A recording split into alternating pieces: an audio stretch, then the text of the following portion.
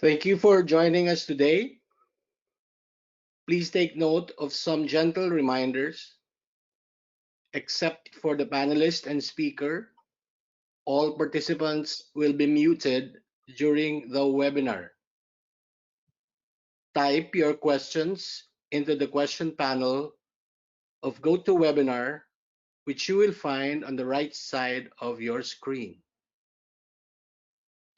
Questions will be answered during the Q&A, so that as the presentation happens, please take notes of what you have heard and need to be clarified.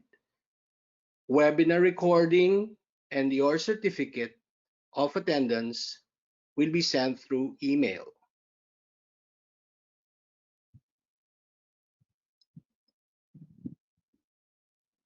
You will meet today the new Board of Trustees and Officers of the International Society of Substance Use Prevention and Treatment Professionals, ISSUP Chapter of the Philippines.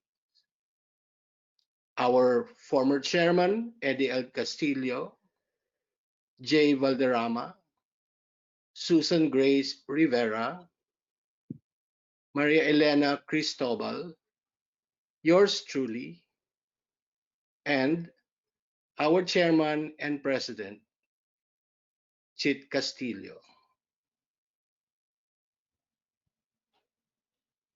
And to begin our webinar, let us welcome our chairman and president, Chit Castillo.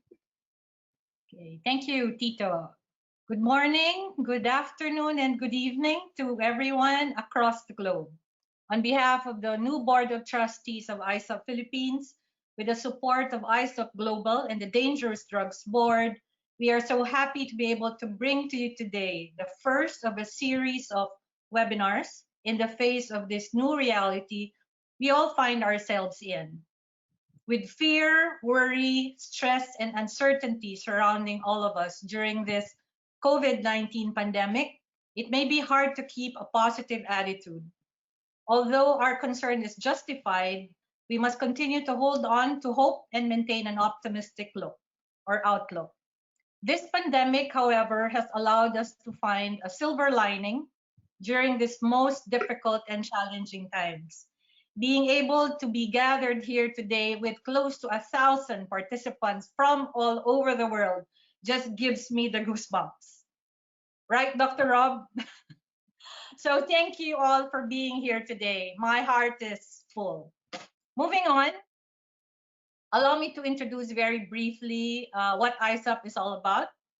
ISSUP Philippines was born out of a common desire of a lot of Filipino addiction treatment professionals who have been long trained by Colombo Plan Drug Advisory Program through the International Narcotics and Law Enforcement Affairs of the U.S. State Department to professionalize and unite the addiction treatment and prevention practice in the Philippines. We are a duly registered non-stock, non-profit organization with the Securities and Exchange Commission, and our claim to fame was the very successful hosting of the first national conference in 2017 at Novotel, Manila. Last August 5, barely 3 months ago, the new set of Board of Trustees and officers was elected, and Tito introduced all of us earlier. As we transition to the new and next normal, ISSUP's strategic thrust to sustain our momentum are 3 R's. You have reinvent, restart, and revitalize. That's why we are having this relaunch event today. Now, what is ISSUP? Very quickly, it's a global non-government organization to support the development of professional prevention and treatment network, which serves as a focal point for information about substance use prevention and treatment. ISSUP Philippines is one of the many national chapters from all over the world. We actually have some of them with us today. We have Indonesia, Pakistan, South Africa, Myanmar, Kenya. We have also from Nigeria, Ecuador, Peru, and also Nepal and US. And aligned with ISSUP's global vision mission, ISSUP Philippines was also able to craft our own VMV. Our vision by 2025 is for us to be a premier organization of helping professionals of diverse disciplines in the field of substance use and co-occurring disorders prevention and treatment. Our mission is to create a safe and nurturing platform and community for all the professionals of both prevention and treatment, and to provide access and training opportunities for the different curriculums of Colombo Plan. And of course, you have the certification and credentialing. And also to advocate for broad-based education and critical reforms that pave the way for professional excellence. And to be a center for research and development of substance use disorder, for substance use disorder treatment and prevention in the Philippines. We have also identified our core values, which are the basis of our rules of engagement. These are passion for excellence, integrity, and unity and diversity. Our tagline for ISSUP Philippines is one in purpose, one in action. So for those who haven't registered yet as a member of ISSUP Philippines, please do check out the ISSUP.net website and go to the ISSUP Philippine chapter page. So thank you all for coming. So moving on, allow me to introduce at this point a special guest to deliver the opening remarks. She has served as a project manager supporting INL in its global drug demand reduction efforts. She has managed a variety of drug demand reduction initiatives, including feasibility, pilot studies, and evaluation research, focused on improving international substance abuse treatment programs, delivering technical assistance, and supporting the development of community anti-drug coalitions. She also organized international best practices conferences in Hungary, Mexico, and South Africa. She has served as ISSUP's events manager since 2016, overseeing logistic support for all international and regional ISSUP conferences, workshops, and meetings. Ladies and gentlemen, please welcome Ms. Diana Cruzan for his opening remarks. Thank you so much, Chit, for that kind introduction. Good morning, everyone, and welcome to today's webinar on Prodependence, Moving Beyond Codependency, presented by Dr. Robert Weiss, pictured here. I'm Diana Cruzan, and I'm privileged to be the events manager for the International Society of Substance Use Prevention and Treatment Professionals, or in other words, ISSUP. It is a great honor to be here with you today to open the first webinar of ISSUP Philippines. I would like to thank the ISSUP Philippines team for their work and efforts in bringing together professionals working in the field of drug demand reduction from all around the Philippines, and for offering professional development opportunities such as this one. ISSUP is, as Chit mentioned, ISSUP is an international membership organization with over 16,000 members who work in the prevention, treatment, and recovery support field all around the world. ISSUP was established by a group of international organizations and experts in drug demand reduction that were brought together by the U.S. Department of State's Bureau for International Narcotics and Law Enforcement Affairs. We provide drug demand reduction professionals with access to training and credentialing, with opportunities to build networks, share knowledge, and learn from each other's work and experience through our website, events, and national chapters. As of today, ISSUP national chapters have been established in 22 countries worldwide. Most of them are here today, I think, which is wonderful. I would like to invite you all to join ISSUP, as Chit did, if you haven't already, so that you can access the wealth of information available on our website and also share your skills and knowledge to support other ISSUP members. You can apply for membership on our website at www.issup.net. Once you're approved as a member, you will be able to contribute to different sections of the ISSUP website, and membership is free. So we look forward to receiving your application. And I look forward to meeting you at a future ISSUP event. In the meantime, we wish ISSUP Philippines all the best for today's webinar. Thank you. Thank you, Diana. We now move on to the highlight of today's webinar. But before that, I'd like to introduce to you Dr. Robert Weiss. I met Dr. Rob almost 5 years ago in the Asia Pacific Behavioral and Addiction Medicines, or APBAM conference in Singapore. Since then, I've always wanted to bring him to the Philippines for a conference, but this plan has never really pushed through. But thanks to LinkedIn, I was able to touch base again with him. And after a series of email exchanges with Tammy, I'm so happy that he has accepted our invitation for a back-to-back webinar. Let me just tell you a brief background of Dr. Robert Weiss. He is an expert in the treatment of adult intimacy disorders and related addictions, most notably sex, porn, relationship addictions, along with co-occurring drug and sex addiction. A clinical sexologist and practicing psychotherapist, Dr. Rob frequently serves as a subject matter expert for major media outlets including CNN, HLN, MSNBC, OWN, and the New York Times, Los Angeles, and NPR, among others.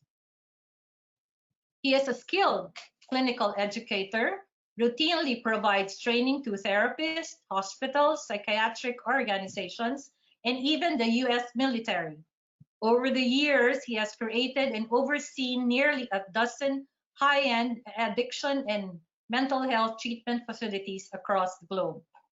Dr. Rob is the author of Prodependence, Moving Beyond Codependency, which is our topic for today, Out of the Doghouse, Sex Addiction 101, and Cruise Control, among other books. He blogs regularly for Psychology Today and Psych Central. His podcast, Sex, Love, and Addiction, is rated as the top 10 addiction podcast for 2019. He also hosts a weekly live no-cost webinar with Q&A on sexandrelationshiphealing.com. Ladies and gentlemen, it is my honor and privilege to call on Dr. Rob Weiss. Hi there. How are y'all? You know, I'm here from sorry, I'm getting ready, my screen ready. I am reaching you from Los Angeles, where it is nighttime, by the way. There we go. And I assume I am sharing my screen. So everyone nod their head if that looks like something you can see. Great. So first of all, I just want to say something to you, Chit, which is I knew that you had seen me 5 years ago, and I remembered you're talking to me and saying, I really enjoyed your talk and I really like to get you to the Philippines. Now, and that was 5 years ago. Now, I don't want to accuse you of being maybe a cheap is the word I'm thinking, but I never made it all the way to the Philippines, and yet I'm here presenting. I just think I want to see your country. So when the time is right, I look forward to coming back. And in these hard times, I'm really glad to do this for free. And I do remember you coming up to me and I thought, oh, I could go to the Philippines. So here I am.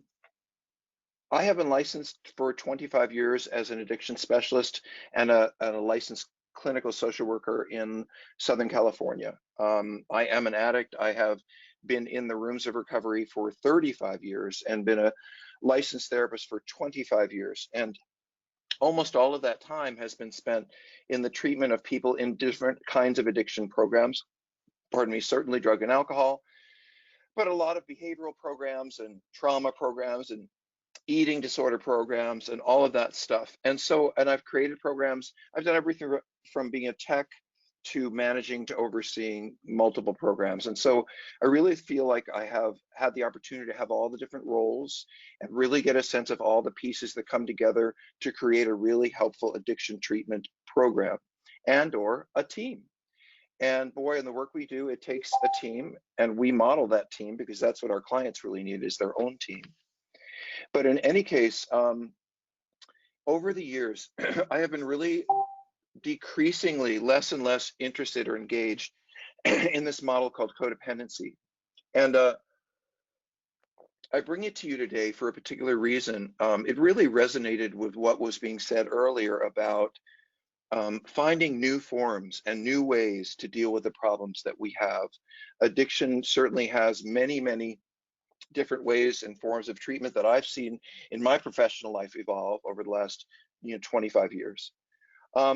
But when it comes to the treatment of partners and family members and loved ones of addicts, I don't really see us being so successful in finding new ways to treat them. So I'm talking about my mother is an addict, my husband is an addict, my sister is an addict, my son is an addict. I'm talking about those people who love someone who is chronically addicted or struggles with addiction, or even someone who loves someone who's chronically mentally ill, like bipolar or something like that. And so I decided to do my PhD dissertation on the history of the only form, I believe, the only formalized form of treatment that we have for the family members of addicts and other troubled people, which is codependency. And so I spent 3 years examining it, looking at it, reading all of the books, and I actually came up with the concept and the belief that it really doesn't exist at all. And I know all of you are listening, some of you are listening, if you've been in the field long enough, you just say, oh, no, no, no. That's a sacred cow. We don't touch codependency. We all know what that is, and we don't want these families getting out of control and enabling all these addicts. And so I'm going to take you through a journey of what I learned in my dissertation. I don't think it'll be dull. I wrote it into a book, which we'll talk about a little later. And so let's start our story. Oh, by the way, I don't have my amazing slides that just, are just flying by with pictures and colors. And so you're just going to have to forgive me. I'm actually just rolling a set of slides, but I'll try to make it interesting for you. So I'm going to role play, and I'm going to do a role play in this situation of caregiving and loving. Oops, let me move my picture here. My spouse, let's say my wife, of 15 years, she's been diagnosed with cancer, and she really has been resistant to wanting to come to treatment. We have 3 children under the age of 14 at home, and the outcome is uncertain about her health and welfare. Now, my wife has cancer. My children are running all over the house. I have to take control of this very scary situation. And so I go out of my way to put aside my friendships, my own life focus, my needs, and my desires in the process. I start working 2 or 3 jobs. I stop self-care. I stop going out with friends. I gain weight or lose it. I stop exercising. I seem distracted. I'm hypervigilant. I'm worried all the time. Of course I would be. The person I most love and share my life with is deeply ill, and we don't know the outcome of her health care. And I would ask you, in this set of circumstances, how would my friends, my family, my therapist, my clergy, how would they respond to my being in this situation? My thought is that if I were in this situation, my friends would probably see me as a hero. They would bring me breads and gifts and things to eat because I was working so hard to take care of my ailing spouse. They might say to me, let me come over to your house one night and sit with her so you can go out and have an evening to yourself. I think those are the kinds of sort of loving validation that I would get from my friends and family, and if I had a loved one who was deeply ill physically. By the way, I want to make sure that you can hear and see me. So if there's anyone behind this screen who can say yes or yay or good going, that would be helpful, because the worst thing to do is keep talking and no one's really there. So if you get a second, someone wave at me or give me a thumbs up. That would be so helpful. We hear you. Thank you. So now I'm going to go on to a caregiving scenario from a dependent loved one that sounds very similar. So my wife, my spouse of 15 years, has become addicted to opioids after a short stay in the hospital about 4 years ago. She's resistant to treatment. She's been through a couple of programs. She thinks it's all a bunch of crap. She wants to keep taking drugs, and she stays in bed with her drugs. We have 3 children under the age of 14 at home. Her outcome of her illness is uncertain. I don't know if she's going to get help. She isn't. I don't know what she's going to do. We've tried as much as we can.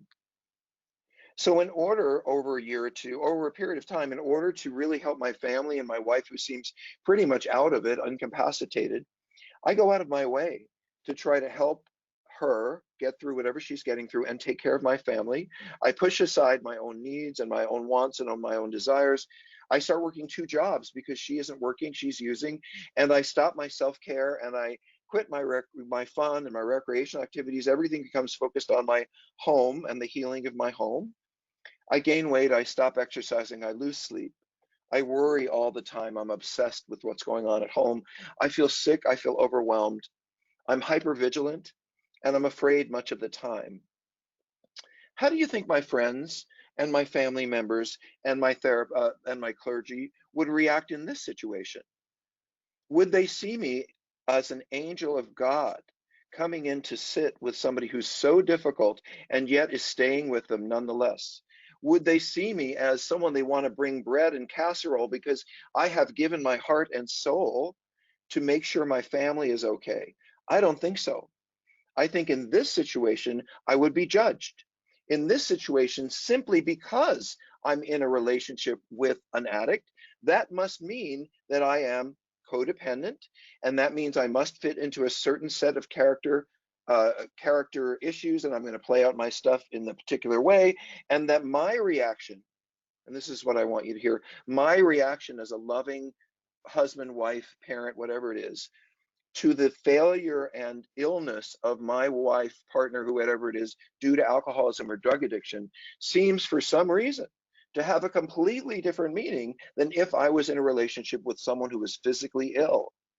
And yet we call addiction a disease. But those of us who care for, try to help and nurture people who are diseased or addicted, we get called bad names. We get told that we have pathology and they give us lovely labels like enmesher and codependent. How do you think that has anything to do with where these partners and loved ones and parents are? And one of the most important lessons I learned in graduate school was be where your client is. If my client is deep in grief, I don't walk in and say, "Hey, how you doing?" And if they're in a happy mood, I say, "Hey, how you doing?" But I follow them. So think about where somebody is in their life when the person they have most loved and feel most bonded with or among those people is failing. And no matter what they do, no matter how hard they try, no matter what God they pray to, this person is still failing because of drugs, alcohol, or chronic mental illness. Why are we giving them a message? These people who actually stay around us when many others walk away and are willing to care for and love us and hold hope that we will get better, why would we ever label them or name them anything at all? And yet, here's the difference. Addiction is always stigmatized. It always stands out there on some level as the thing you could have done or the thing you could have stopped if you just worked hard enough. So there's always a stigma to addiction of weakness and lack of self-will and all of those kinds of things. That's how the culture looks at us. And then you have to think about someone who's a medical caregiver. If I'm taking someone who's physically ill, I get stigmatized too, but it's more like, poor dear, look what happened to his life. He lost his poor wife. You're more likely to pity me rather than decide what I need and what the right thing is for me to do with my family. And if I'm not doing it, you're going to call me codependent. What is the difference here in why we blame and shame and devalue and label and name and offer pathology to codependency, overdependency, whatever you want to call it, borderline, to people who are caregiving, for people who are engaging in traditional female gender roles, mother, nurse, social worker, teacher? They're already stigmatized. If you're in that role at home, you're even more stigmatized because you should be a woman who's out there in the world or a guy who's achieving, not sitting around trying to help this sick person. You're supposed to be out there making your own life work. Now, mental health caregivers have stigma by association as well, but we have a documented history in the addiction field of reacting to, blaming, and shaming hurting, angry, and confused people who I believe are doing their absolute best because they're deeply fearful of losing a loved one. So just to look back in history a little bit, I did do a dissertation on this. So it is nothing new in the world of addiction to shame female caregivers. And I went back to a man by the name of William White, who was doing, who really did a lot of historical, he did a lot of historical information related to the early days at Hazleton and the early stages when we started looking at this as a disease and all of that. But this is what they said about the wives while they were focused on the addicts in the 1950s. The general view, and this is a quote, the general view of an alcoholic wife depicted in the early AA and psychotherapy literature was that of a woman who was neurotic, sexually repressed, dependent, man-hating, domineering, mothering, guilty, masochistic, and/or hostile and nagging. The typical therapist view, I love this, the typical therapist view of the wife of an alcoholic at that time typically was one of, I would drink too if I was married to her. So as you can see, the idea that a partner, a beloved wife, let's say, would yell, would scream, would make herself crazy, would gain weight, would throw things, would do anything, hug, love. The idea that this woman is actually doing whatever she can to try to get that person, that beloved person, back. Remember that no loved one that I know of who has an alcoholic mother or father or a drug addicted sister or brother, most of them don't know how to do an intervention on a drug addict or alcoholic. And yet, when they come into treatment, these partners, we say they're enabling, they're doing the wrong things, they shouldn't be doing this, they shouldn't be doing that, as if someone had explained to them when they were 7 how to deal with an alcoholic parent or daughter. Why would we assume or pathologize anything that a loving partner or family member does in the pursuit of trying to get back the family that they love? So I ask you, what if codependency is nothing more than a sophisticated revision of that same shaming that we've given to caregivers forever? What if there really isn't anything in there but a pop culture concept? And this sets my hair on fire. I don't have any hair, but the whole concept that we've been working with a model that may or may not help and seems to push people away from each other rather than toward each other sets my hair on fire. Now, over the past 35 years, and I've been around, remember, I've been an active addict for, well, I was an active addict, went into program 35 years ago, and then I've been 25 years out there as a licensed professional. So let me tell you, I have seen most of the things that have come in and out of trends in the psychotherapy field. I remember bataka bats when we would hit people would hit things over chairs, and that would help them get their anger out. I remember encounter groups where everyone would sit around for 9 hours and just talk and talk and talk. I remember primal scream therapy when you would go in a little tent. And anyway, a lot of trends have come and gone. And over the past 35 years, when it comes to addiction treatment, drug addict, sex addict, gambling addict, whatever the addict you have, we have had a lot of new models that have come across. We have seen, Buddhist recovery and atheist recovery, and we've seen EMDR and DBT and all kinds of things brought into, and medications brought in to help the alcoholic recover. But you know what? When it comes to formalized research-based models for the treatment of the family members, the loved ones, the spouses, the husbands, the wives, we have only had one model, and that model's been called codependency. And I'm going to tell you or explain to you why I believe that this trauma-sourced codependency model from the early 1980s, even when it is stretched, it's evolved, it's restructured, you have new ideas about it, even if you try to bend it around how we see addiction in 2020, it's still codependency. You cannot change the original intent of the authors of a concept.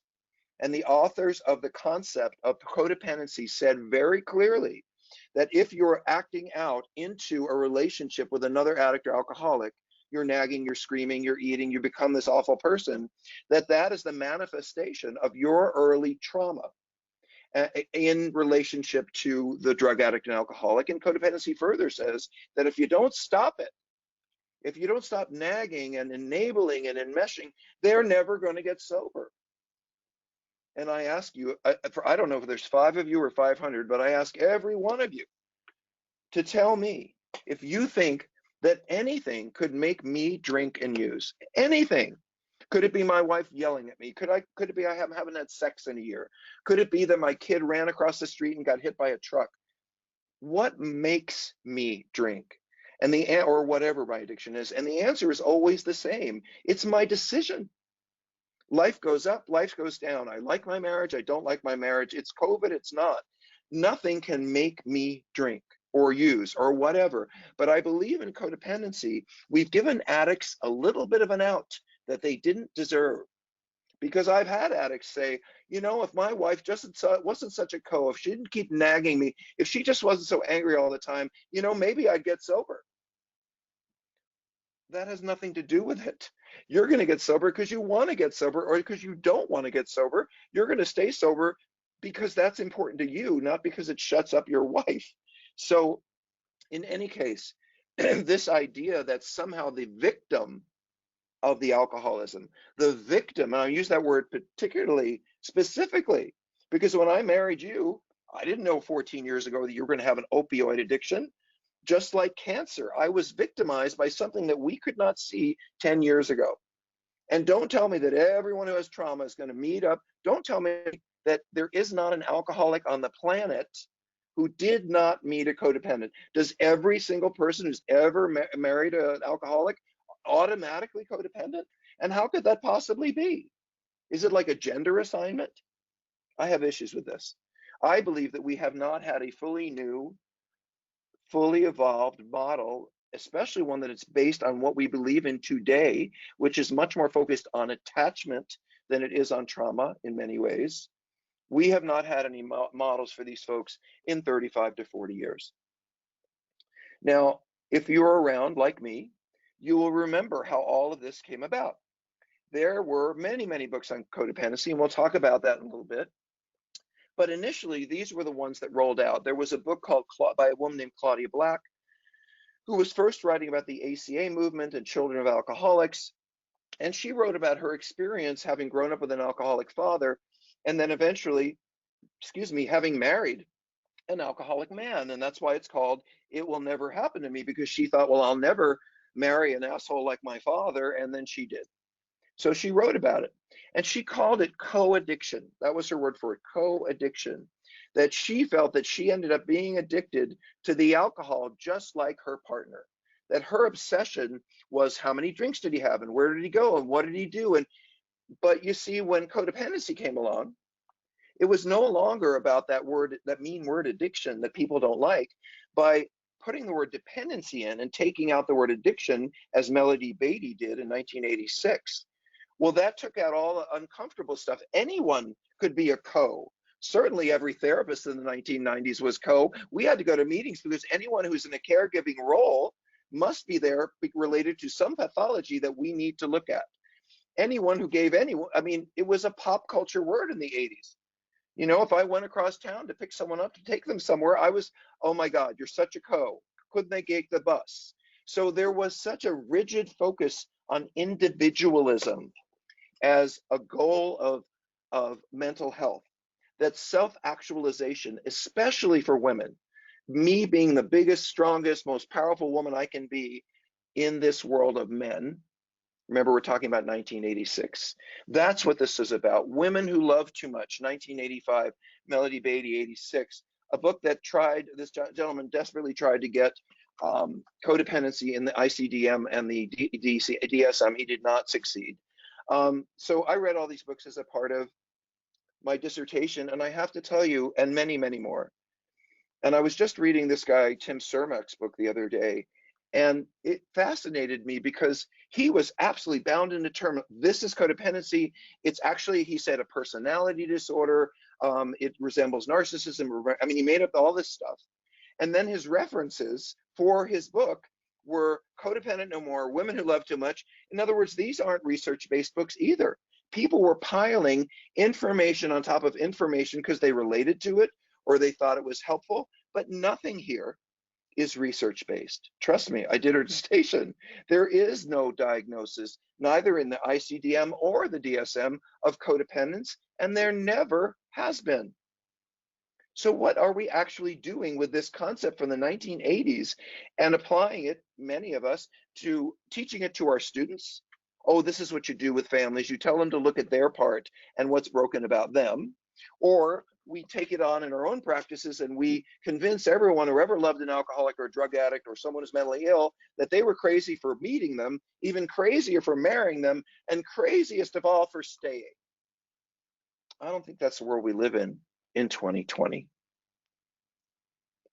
Going back to the past a little bit, Codependent No More sold 11 million copies in the 1980s. It was translated into 16 languages. I'm sure some of them ended up on your shores. Women bought 95% of Codependency No More titles because women buy 95% of all self-help titles. We men don't like to read that stuff. But you ladies will pick up a book and read it, and you will throw it at us, and then we might read it. So this message of codependency was not written for men. It was written for women of that time. So as of 1990, 4 years later, 4 years after Codependent No More was published, as of 1990, there were 102 books with some form of the word codependency in the title. It was a pop culture sensation. And everyone wanted to write something about it because we really hadn't looked at this over dependency that caregiving, i.e. women, have on men that keeps them from achieving.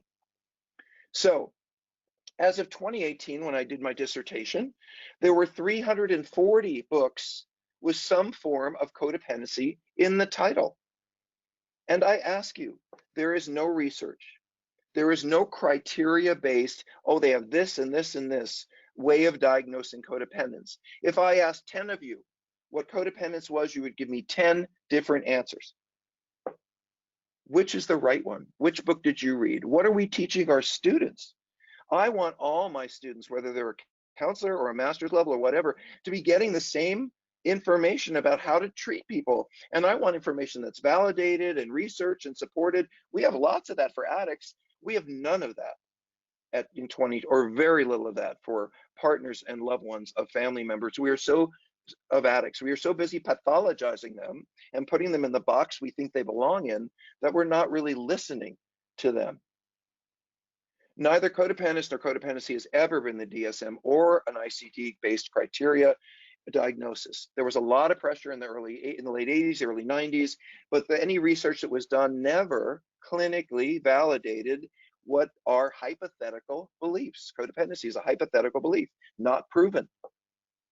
Now, in our world, my world, and I believe in the ICD, there's always been a diagnosis for pathological dependency, and this preceded codependency. So if I was so troubled and so sick that I couldn't leave the house without you, I couldn't make my own meals without you, even though I was functional, I might be pathologically dependent on you.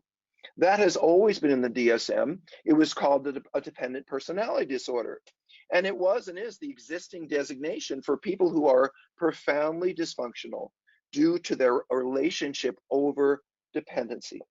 And the reality is this is why we never had a codependency diagnosis that was formalized, because we already had a diagnosis for problematic dependency.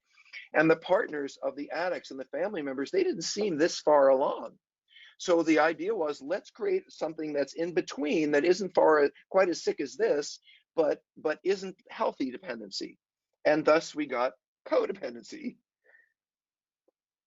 And so in my dissertation, I did a little bit more reading, and I found, I'll move my picture again. So I found Codependency, Likes Me, Loves Me Not, Codependency for Dummies, The End of Codependency.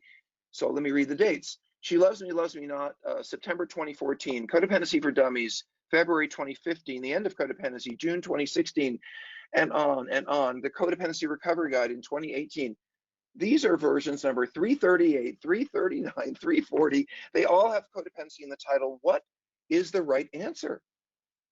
If I live in Singapore and you live in London and we're talking about someone's problems, I can have a conversation with you, even though you may not like a label.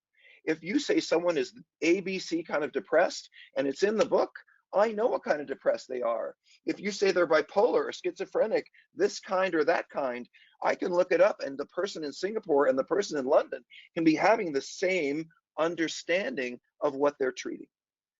But codependency has never been formalized. There is no standardized criteria for who someone is, what they've been through, what they need. It's all a bunch of books. And this sets my hair on fire. So let's define codependency, the one that I found in the books. It goes something like this. Codependence is how it was written in the 80s. Codependence is a trauma-based theory of human relationships, which by definition states that those who partner with an addict or a mentally ill person, we're doing so as a form of trauma repetition. So we as co's, we unconsciously attach to broken people whose needs will eventually exceed our own, and then we're going to be back in the families of origin where we started emotionally, which was our goal in the first place, to recreate our family and then work through it. So these caregivers, by definition, are seen to be acting out their own early trauma-based, so something happened to them, and in adult life, they're seen to be acting out the result of early trauma, which is low self-esteem, fear of abandonment, need for approval, and thus their caregiving for a troubled other that they love is perceived as a trauma-related character flaw. Because if they hadn't had this trauma and they were more independent and they knew how to take better care of themselves, they wouldn't get involved with someone who was so screwed up, or if they did, they would leave. They wouldn't be so unhealthy as to stay like someone who is codependent. The word itself, codependency, came from that book that I mentioned Claudia Black wrote in 1979, The Idea of Co-Addiction. And when Melody Beatty, I have no idea why, I don't think she could tell me either, removed the word addiction and replaced it with the word dependency, then the concept of dependency became unhealthy for the general public. Do too much for me, and there's something wrong with me. Imagine that we pathologize the givers in our culture. What doesn't work about codependence? I just say this from having sat and worked in and created treatment program after treatment program and listening to how the staff has to try to work with these folks. And I want you to picture someone who's walked into my office, the wife of a 40-year-old man, and he's just gotten into alcohol treatment for the first time.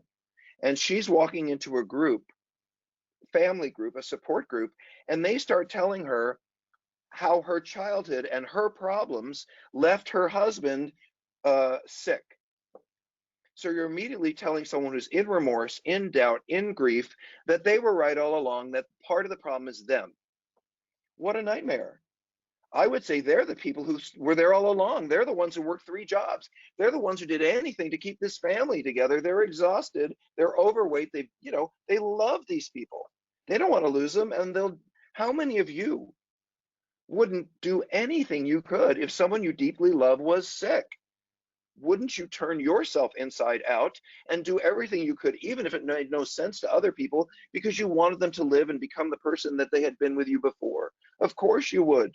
You would do it for your child. You would do it for your husband. How is it that we get to sit back and say, well, I'm not like that, but those people who get involved with alcoholics, they sure are? Why is the nature of our loving any different than the nature of someone who loves someone who's troubled? So codependency, it's analytic. We have to ask them lots and lots of questions about their past history, their past trauma.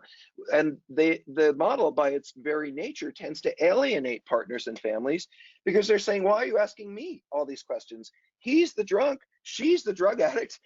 They've been in treatment 4 times. Why are you making me the problem? And I think they're right. I think that they are not responsible for the addict's problem. And I think that is very human and non-pathological. I think where they are is I've done everything I can to try to make this better, and I haven't been able to make it better, and I am exhausted.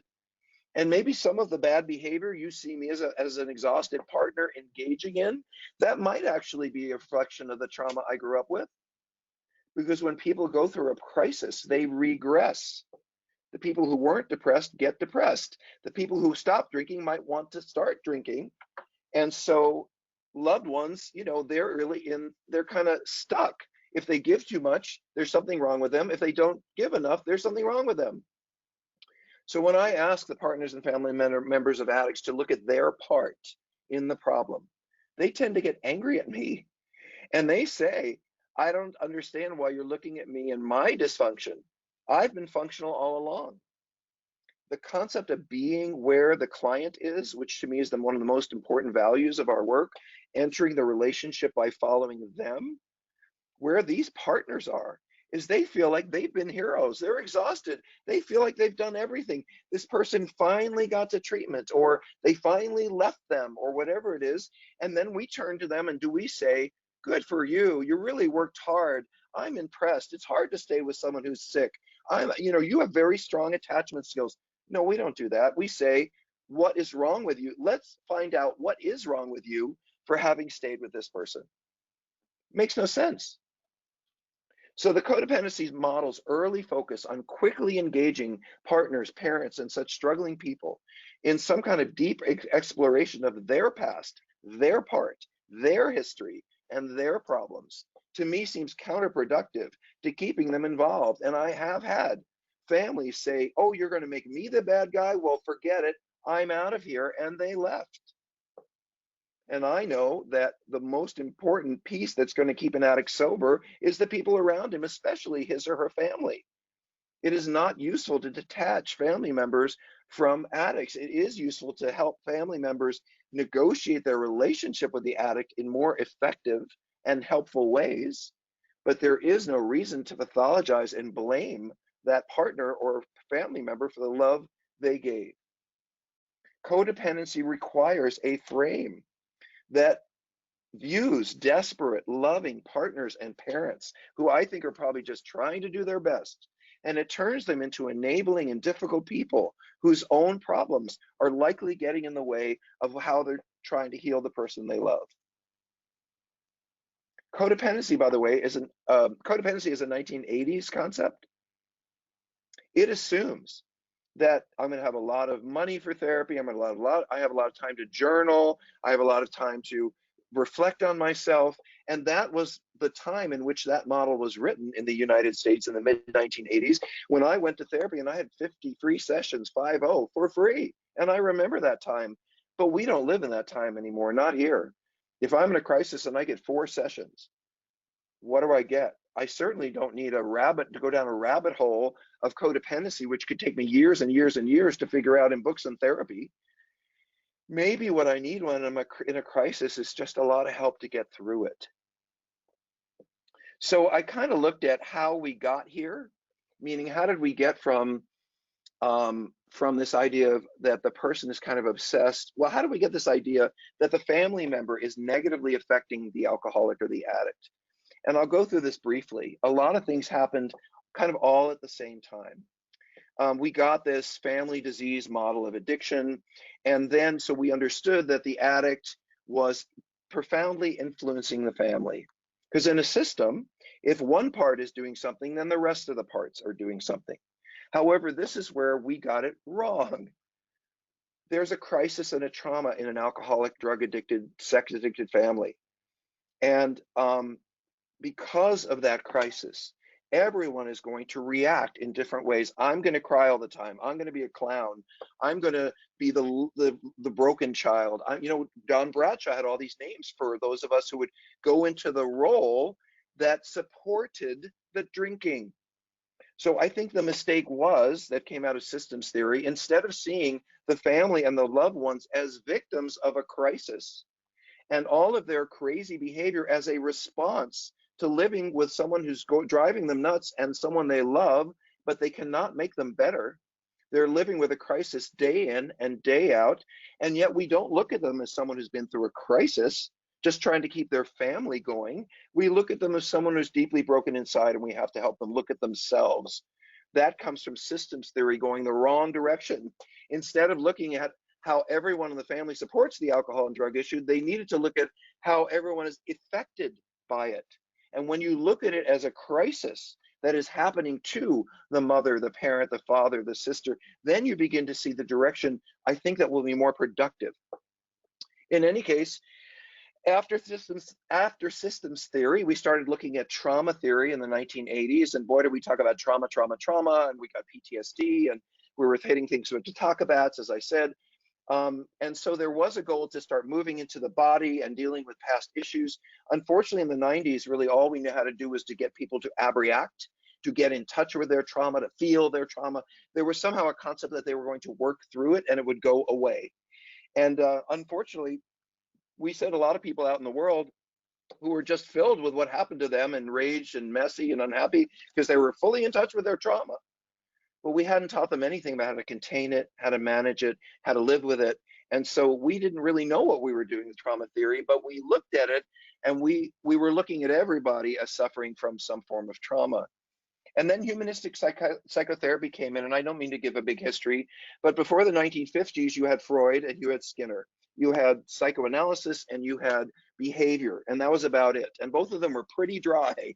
And humanism came in the 1960s here in California, and they started doing encounter groups and live-ins, and and they were doing all kinds of crazy stuff that had to do with growing the self and becoming a better self. The years of the early 60s through the almost the early 2000s, that personal growth, especially on an individual basis, was considered to be self-actualization. I want to be the most successful, the most talented, the most able to provide whatever it is that I wanted to do it extremely well and be my best. And I wanted my emotional health and my physical health, everything had to be at its best, and I wanted to be actualized.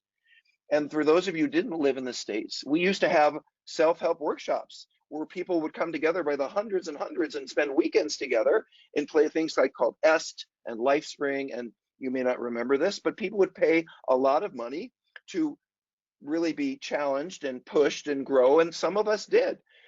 So there was, and with humanistic psychotherapy, it pushed aside Skinner, it pushed aside analysis, and now we started getting things like body work and body awareness and somatic work. And so really, whether you know it or not, all of the things that you love to do now, whether it's Gestalt or role models or EMDR, whatever it is you do, believe me, it came out of the 1960s and the move toward the body and the person's experience. And again, the goal of mental health was to self-actualize. They started looking at mental health as not being the problem, but more like, how are you strong? That's where this started. But codependency really boiled right next to all of that. And what made it blow up the way it did was the women's movement. In the United States, which led the women's movement in the late 1970s, the women had been through a fight for equal rights. And there was an amendment to the Constitution that gave them equal pay, equal time, equal rights. And they were standing about it, marching about it. And guess what? It didn't pass. And women were very much told that they were not equal in the workplace and they might as well get used to it. And that indeed is the law of the land in the United States to today, I just want to say. But in any case, in the late 1970s, right around that time, women were flooding into the workplace. And they didn't want to have to look up to their boss, to depend on their boss. They didn't want to really rely on anybody, because relying on anybody would mean that you weren't fighting by yourself to get to the top. You weren't self-actualizing. As a woman, you weren't supposed to lean into anybody. You were supposed to do it like men do it. And so this message to women in the early 1980s, the late 1970s, that you don't need to depend on anybody. You can do that, meaning men. You can go out there and do it yourself. Well, this was a siren song to women of the time. I remember the movie that women were watching in 1980. It was a movie called 9 to 5. Where three women, I think it was Dolly Parton, Lily Tomlin, and Dolly Parton Dolly Parton. Anyway, I'll get it later. But these three women come together and they go into the workplace and they have this really stupid boss. And the whole movie is about how can these women find their way around their dependency on this boss to get the job done, because he's actually in the way. So codependency was the right message to women of that period. Individuate, self-actualize, don't depend on men, don't look to men for approval, do it by yourself. Women who love too much, the implication being you're not going to get to live your own life and succeed if you're so focused on others. And here it is from Melody Beatty in 1986 in her very revealing book, Codependent No More. She said, "Stop centering and focusing on other people and settle down in ourselves. Stop seeking so much approval and validation from others. We don't need the approval of everyone and anyone. We only need our own approval. We all have the same sources for happiness and making choices inside of us that everyone else does. So go and find and develop your own internal supply of peace, well-being, and self-esteem. Relationships help, but they cannot be our source." Now, I promise you that this was not a message for men in the 1980s, because we weren't depending on anybody. My movie from the 1980s was Top Gun. We were in the plane, Tom Cruise, the glasses. I mean, we were on top. We were that was men. But boy, did this concept of pushing that guy aside and pushing the glass ceiling aside and being an independent woman and achieving on your own was very, very important. And it sold millions of books. And the message was, by the way, climb right over that boss and break through that glass ceiling. But I don't think that that is independence. It's not certainly interdependence. It's anti-dependence. It's saying, as men often have for years, I don't need anybody, I can handle it, push everyone away, and I'm going to make it. It's really not like the parts of women's culture we value so much more now. Now that I think women are expressing themselves by leading with compassion, by leading with empathy, by leading with community building and skills that are so native to women, you will be strong leaders because of that. You don't need to be like we are. But at that time, women really thought, well, I've got to be aggressive. I got to put on pants. I got to be like a guy. And that men pushed all the women aside to get where I want to get. Now, what pushed my buttons around all this, other than some personal things that I have with this, is the word and the concept of attachment. Because in the world that I live in 2020, we don't simply say that someone's mental health is determined by their functionality or their level of success.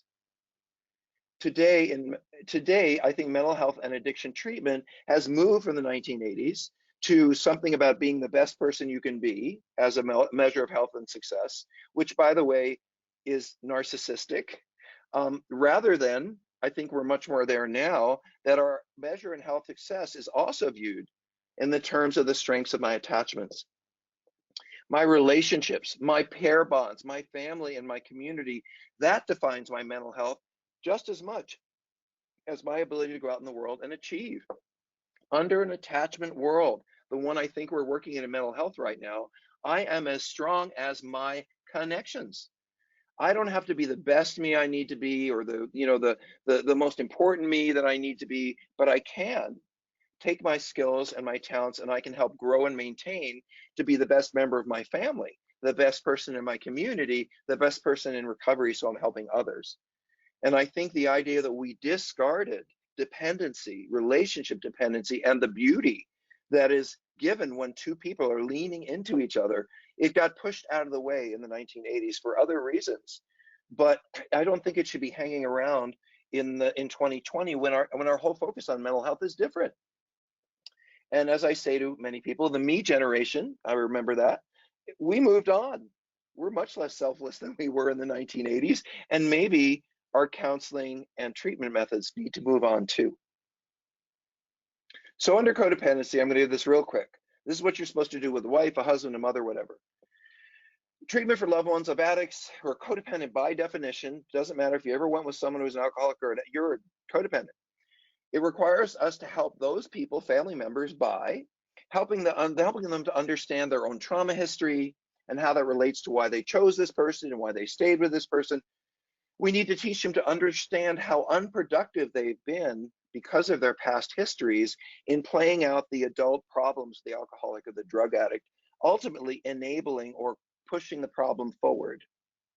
We have to tell these people that they need to acknowledge the ways that they themselves are acting out their own unresolved issues, or worse, today, which is making everything worse with their incessant caregiving and enabling and enmeshing and nagging and threatening and all those things that bother us about partners and family members. So the solution, says Melody Beatty and Claudia Black and Pia Melly, all those folks of that period, is to detach, to set boundaries and focus on you and get away from the addict so they can focus on them. And when they're better and you're better, maybe you can both come together. But you have to be better before you can be with them and all of that. Now, some of you will say, well, Dr. Rob, that's not the version of codependency I use. I use a much more blah, blah, blah, blah, blah. And I will say to you, okay, that's lovely, but what do you call it? Which one of the 347 books that have been written on codependency is the right one, or the one you use, or the most useful one? Because this model, it's never been formalized. What are you teaching your students about how to work with the families and loved ones of addicts? In what paradigm, in what model, in what research is this model that you have created for yourself that you think works well? When it may and it may not. Have you documented this way you're working and written some books about it so that we can educate our new professionals or do research on it?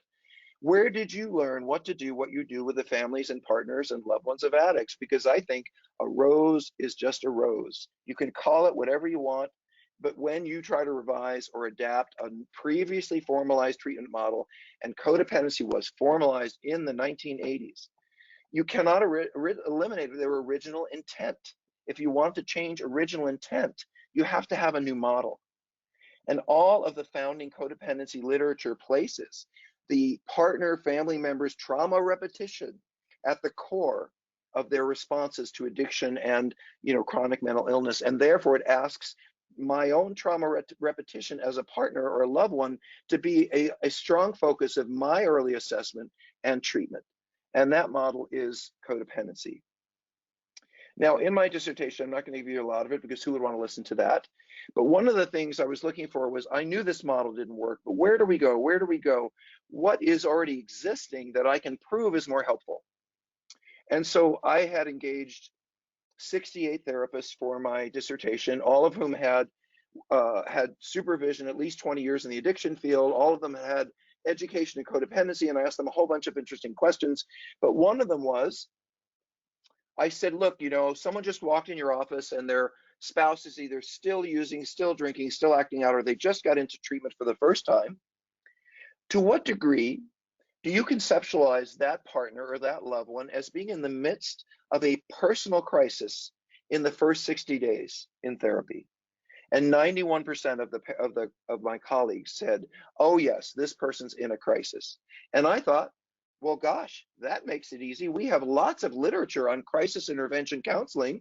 And if we can just help these people figure out how to get through the crisis, rather than learning all about their history and trying to be different people, maybe we'd be more successful.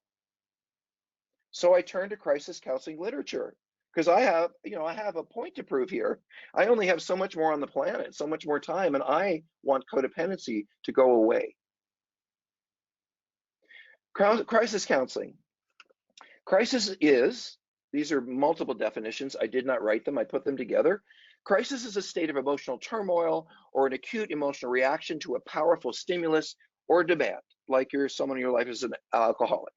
There are three characteristics of a crisis. Number one, the usual balance between thinking and emotions is disturbed. The usual coping mechanisms that a person has have failed.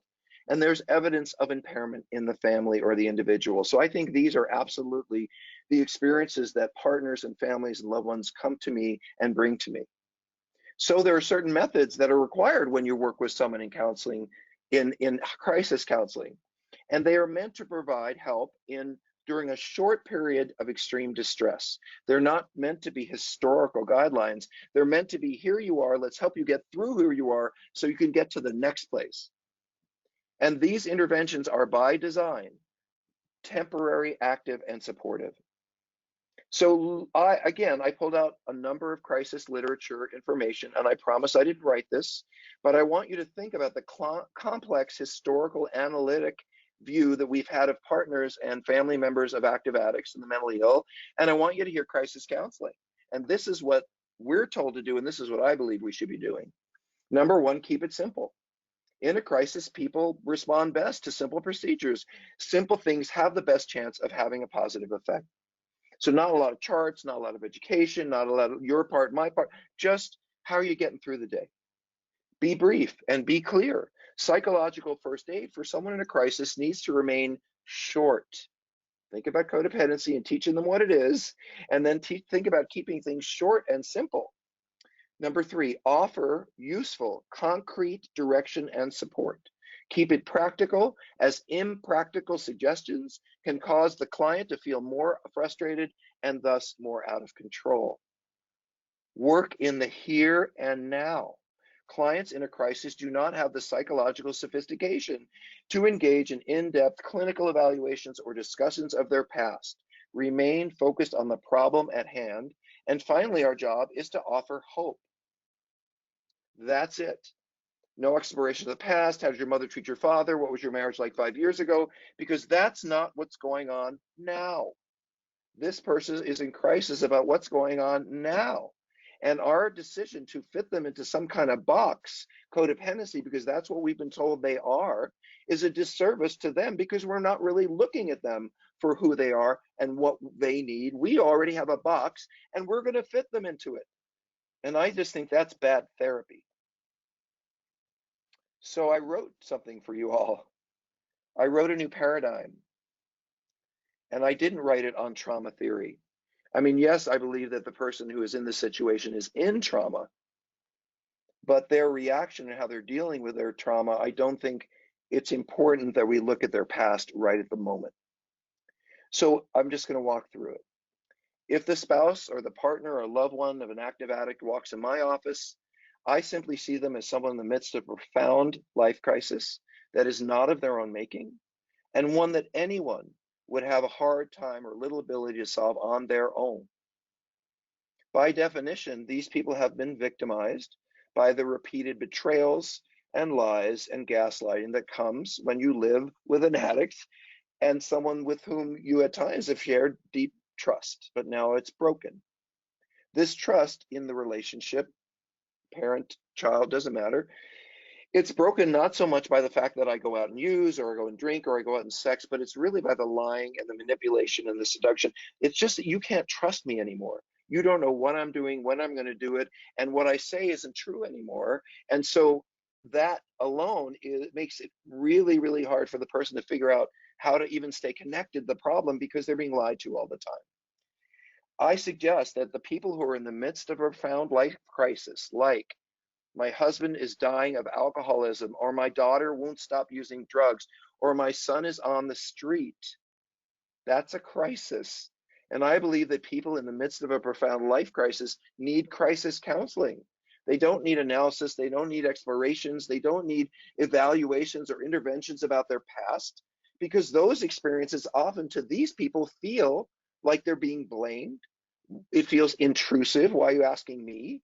It feels painful. Why are you poking at me when I'm already hurting enough? And it feels counterintuitive and distracting to them because they're looking at the problem, which is the person who just entered treatment and how that's affected their life. And we're talking to them about something that happened when they were 7. And that leaves them feeling like we don't understand where they are. Now, some of them will comply, many over the years, and say, well, I guess I just got to call myself a bad name and look at all the bad things I did so I can become a better person. And God love you. If you went through that model and you grew and you learned, I'm glad you had a rope to hold on to. But that doesn't mean the model is right. So I offer you an attachment-based theory of human dependency that says that those who partner with an active addict, they're just loving people. They're caught up in circumstances that they don't know how to handle. And most importantly, please hear me, their desire to help the troubled loved one, the addict or whoever that is, and all, A-L-L, all related actions engaged toward helping the addict, whether they're useful or not, demonstrate nothing more than a normal and healthy attempt to maintain attached to a failing loved one while simultaneously facing extraordinarily difficult circumstances. And I want to explain this. I worked with a wife. I follow Prodependence, right? So a wife came in to me and she said, I'm really having a problem. And she said, what's that? And she said, my husband's drinking in the daytime again. And I said, oh, tell me more about that. And she said, well, you know, my husband used to drink in the daytime, but he would lose his job and he would pick the kids up from school drunk and he'd get arrested and it was awful. And I said, well, how did you deal with that? And she said, well, I was pretty smart because I put a cold bottle of vodka on the living room table when he got home one night. And I told him, as long as you stay sober until 4 o'clock in the afternoon, that bottle will be waiting on the table for you every single night. And it was. The reason this woman came to see me is because this man's alcoholism progressed and he could no longer just drink in the evening. He was lying and cheating and all that stuff. But don't you think that was an incredibly clever way for this woman to do harm reduction in her home and get another 2 years out of her drunk husband when she had kids to take care of and needed the money coming in? Now, granted, was it the ultimate solution? No. Was it the best solution? No. Did it get her and her family taken care of for another 2 years? Yes. So I say it was a great decision for the short term. But if she came in to see me, I wouldn't say, well, bringing home bottles, boy, are you enabling him? I would say that was a really clever way to get some more support out of your husband before he completely fell apart. And then we just move on. And I'd probably say something like, you know, let's not bring any more bottles home. Let's try a different path. Not why did you or what it meant to you, just let's move on. Prodependence is a treatment lens through which I can more compassionately view deeply sad and unhappy attached loved ones. It's not a label. You're not prodependent. It's not a pathology at all. It's a theory of relationships, which says really that two troubled people are better together supporting each other than by trying to peel them apart to have to heal separately. I'm not saying that people do need to get their own support and their own peer groups and everybody, you know, AAs need their own AAs, partners need their own support, but you don't have to pull these people apart by making them wrong for having been together in the first place. What do I want to say? Prodependence recognizes that when a caregiver's actions run off the rails, like the bottles, and then it becomes counterproductive, we just put some measures in place to fix it. We don't have to look for the reason. Prodependence does not imply that a caregiver's even dysfunctional behavior, when it comes out of anything in the past or anything in the present or trauma or any of that, what we see is them reacting to their life falling apart, the person they loved failing, their inability to make it better, everything they cared about falling apart. And I want to ask them about their mother when they were 4. I mean, you got to understand my resentment here. To treat someone with prodependence, I don't have to find anything wrong with them at all.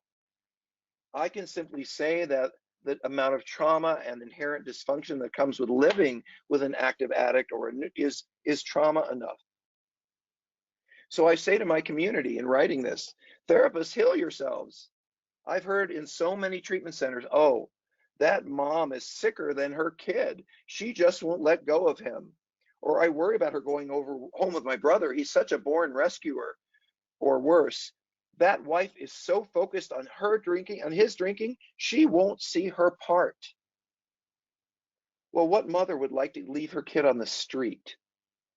And what mother am I supposed to say, oh, you're being too codependent, you have to let your son survive on the street, to watch him fail on the street? I have a feeling my time is getting close to ending because a face has shown up. Can you hold up a hand to tell me? I think we have just a couple of minutes. I should be wrapping up. Yes, Okay. we should be close to wrapping up, Dr. Rob. Thank you. Okay, so one slide and then I'll finish. I think you can take all of these words that we've labeled these people, and instead of looking at them as vulnerabilities, we can rewrite them and call them strengths. Instead of saying someone's enmeshed, we can say they're deeply involved. Instead of saying they're externally focused, say that they're really focused on the problem. Instead of saying they're enabling, they're trying to do everything they can to support. Instead of saying they're fearful, say they're concerned, as they should be. And when you move this language from the pathology of the loved one to the incredible strength that a loved one has in staying and supporting an addict, you realize that codependency doesn't hold water. All right, so I'm going to finish here. So a couple quick things. How do addicts feel about codependency? Well, as an addict, you know, I never really minded codependency because it gave me another reason to say, oh, she made me drink. He made me drink. They're so codependent. So I kind of like that. But on the other side, I don't, as an addict, really like codependency because it gives me the message that when you get better and really fix yourself, you'll realize that you never should have been with me in the first place, or it would be stupid of you to come back. I think the opposite is true. When you use a model like Prodependence, addicts feel like, oh, they're not wrong for being with me. They're not broken for having stayed with me. They still see in me the good part of the relationship and the good part of me that we shared, and they're holding on to that comes back. And that is such a beautiful view from both sides of sharing a love relationship that they want to restore rather than hanging out for pathology. I really love this concept. So very quickly, last book on the right, I wrote Prodependence. It was released in 2018. It is on Amazon and all of that.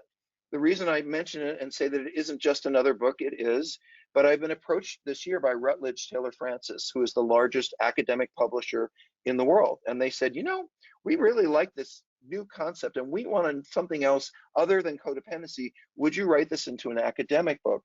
And so I'm writing it for the schools and for university education because I do want us to treat families more compassionately, more strength-based, and more lovingly, rather than looking at what's wrong with them.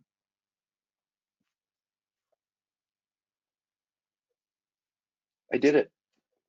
Fantastic. Thank you. Thank you so much, Dr. Rob, for your most thought-provoking presentation. And I love that line, love relationship we want to restore. My task is really to share with you, Dr. Rob, the questions or comments that are being posted. I've actually looked at them already on the questions box. To our audience, of which we have close to 350, we will do our best to ensure that your thoughts and feelings are shared. And if you don't mind, Dr. Rob will also forward to you those questions that we're not able to raise, so they might actually inform your future talks and perhaps your future work. With me also are the Board of Trustees, and I'd like to start with Malene before I go on to the key questions, because she's also a recovering family member and a professional in the field, and she was sending me messages about how she's being touched by your presentation, Dr. Rob. Malene, please. Hi. Hello, good morning. Yes. Thank you, Dr. Rob. It was very affirming. I now see like what I am doing in this field, because I took note of all those, those books that you shared, those books that you showed me, I've read most of them, especially the melody baby thing and all that. So, but I've seen also how it has evolved, or how my attitude evolved as a recovering family member. I don't even use anymore codependent. I've been using as a family member. And when I am with families, like what you were saying, I know how that feels because I've been there, right? So it's always wanting to give them hope, just by listening to them, because of course I know how it is to be in crisis, right? So I listen. Lately there was a mom who just told me, Malene, am I very cody? Like, my son is in a detention center, and he just said, I need some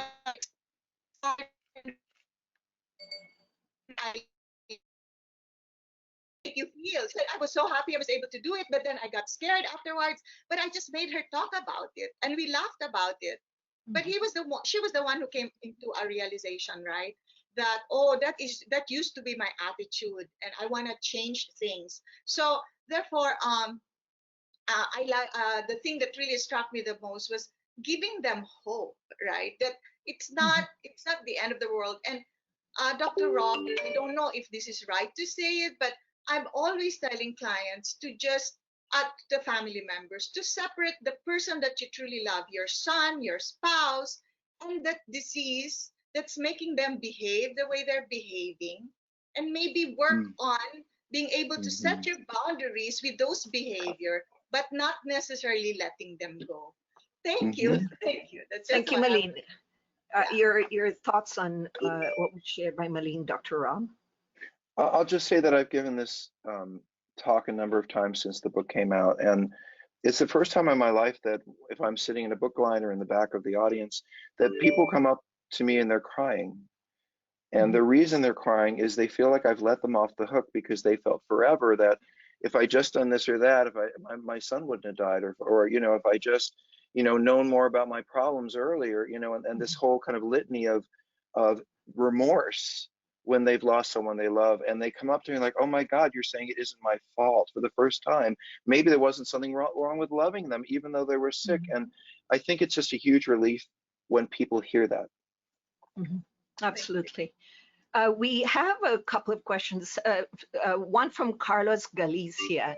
And he says, training for a staff does not include anything related to codependency or 12 steps with family members, with programs from multiple baselines, stress inoculation, etc. And which he does not really outrightly ask, but what then, Dr. Rob, might be the shift in the training for staff who might actually be in treatment and or recovery? I'm not really sure I fully understand the question. Do you think you might repeat it for me? I'm just following through from what he states that Right. in terms of training. So Oh, for there to be a shift from this, age-old, approach of codependence to right. prodependence, what then should also shift in the way we train or retrain or reorient our staff, Dr. Rob? Well, I think the main issue is looking at and I hate to use this word, but it's the right one, to look at the family members as victims, to see them as, instead of causing the problem, that they've been profoundly affected by the problem. And even if they're acting crazy, they're, I don't know, they're just doing crazy things. Understand that people do crazy things under tremendous stress and pressure. So yes, we want to evaluate them for depression or anxiety, all of the normal things, but we also have to acknowledge that many people act crazy in crazy circumstances. Let me say this more succinctly.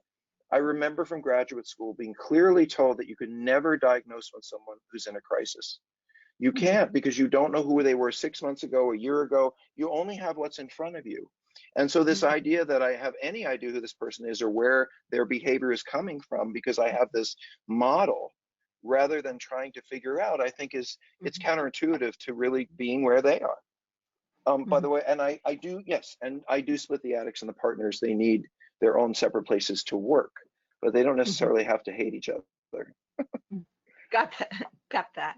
So instead of trying to, drill down and analyze, what I hear you saying, Dr. Rob, is be fully present.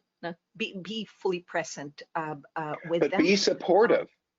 And put yes, yourself and in a very place of, supportive. when someone says, oh, this must be my fault. He always told me I was ugly. It is never your fault. This could never, all you've done, look at all you did to try to help. And even if it was enabling and you think it was terrible, you remind yourself that she didn't go to college to learn to be an addiction counselor. She did the best that she could, and it wasn't all perfect. And everything you did, you say, great job, good job. Now let's try it a little differently. It's just constantly affirming them for having given and done really are the polar opposite of codependency. Got that. And there's another comment here, which is, right on the money on the attachment theory, seems to be a good explanation, says Junjun Abelia, on how codependency develops. I think you did touch on that earlier on, Dr. Rob. No, and there are other comments, a good number of comments. Unfortunately, we don't have as much time, Dr. Rob, but personally, I see here a major shift in perspective and underlying beliefs about caregivers and the dynamic of their relationship with the addict, if I got that right. Perhaps one last question to you, Dr. Rob, is what then might be a call to action, one thing, one thing for caregivers, whether I'm a spouse, a parent, a sibling, a child, family member, any significant other, that I can do today, starting. And tell me what you mean by call to action, because that might different things to different people. What is it that I can do differently? Go that one thing that I might do differently, perhaps. So if there's one thing in your shift in thinking, is see these people as heroes. See them as the same hero that if someone had cancer, you would say, oh, you're so blessed, you're so kind, you're taking your whole world and taking care of them. They're heroes. Why isn't the person who gives up everything they can to help the addictive? They're heroes too. And it's tough to hang by a difficult person. It's heroic to hang in there with someone who's troubled, even if it hurts you. And so, yes, I think they're heroes, not to be doubted for why they do the things they do. Thank you. Thanks so much, Dr. Rob. Much appreciate your sharing with us. I turn you over now to Tito. When I'm on next week, I think too, right? Yes. Yay, No worries. Well, we're not yet done. Sex. Next week we talk about sex. Tito. Yes, thank you, Dr. Rob. And learned so much today. And I'm sure after this, we're just going to absorb everything that we heard. There's a lot to think about. Yes. And thank you for your generosity. This person who will close our program today is someone familiar to all of us here in the Philippines. But for some of you who are abroad, he heads the Dangerous Drugs Board, which is an office under the Office of the President, and is in charge of the policy making on drugs. And so we would like to listen now to Secretary Catalino Cuy to close our program today. Distinguished guests, members of the International Society of Substance Use Prevention and Treatment Professionals, or ISSUP Philippine Chapter, Dr. Robert Weiss, our live audience watching online, ladies and gentlemen, good afternoon. First of all, I would like to thank and congratulate ISSUP for their successful initiative in bringing in experts to impart knowledge to our treatment and rehabilitation professionals, and also to the public on vital concept and information in drug abuse treatment and rehabilitation. Today's topic is something that should definitely be talked about more often, codependency in relation to addiction healthcare. Being in a codependent relationship with someone who struggles from substance abuse can be twice as challenging. Often, it can lead to enabling the person who uses drugs, making it more difficult for them to seek help and recover later on. This dysfunction dynamics is sadly more common than most people will think. And I am glad that it is being addressed in today's session. We need to educate the public about the risks and consequences of codependence and how to move on to healthier relationship dynamics. We can then suggest to proper treatment and rehabilitation measures to help them overcome drug dependence and eventually help them return to society as a healthy and productive individual. As we clarify issues on codependency and propose a new paradigm in light of prodependency, we can veer away from the blame game and stigma that is placed not only to the drug dependent but also to the family. One can easily judge someone who chooses to keep the drug taking problem of a family member confined to their homes and not seek professional help, but they also need our help and understanding. As a relatively unexplored concept of in addiction healthcare, I am glad that ISSUP and addiction medicine experts have chosen to place more emphasis on the importance of Prodependence, and its use in addiction healthcare. I hope that this webinar has inspired you to use this concept to improve treatment and rehabilitation practices, as well as exploring new avenues in empowering the addicted family member, caregivers, and relatives while undergoing recovery. Once again, I am glad to be with you here today, and let us all continue to work together towards our goal of having drug-free communities by 2022. Have a good afternoon, and please stay safe. That was Secretary Kui. Thank you very much for those words of encouragement. And once again, see you on November 6th for the continuation of this back-to-back webinar, The Fusion of Substance Use and Sex, and the premiere presentation of the study of UNODC on chemsex in the Philippines. ISSUP, thank you, Olivia, for our webinar today. See you again. Mabuhay from the Philippines. Bye. Thank you, everyone. Thank you.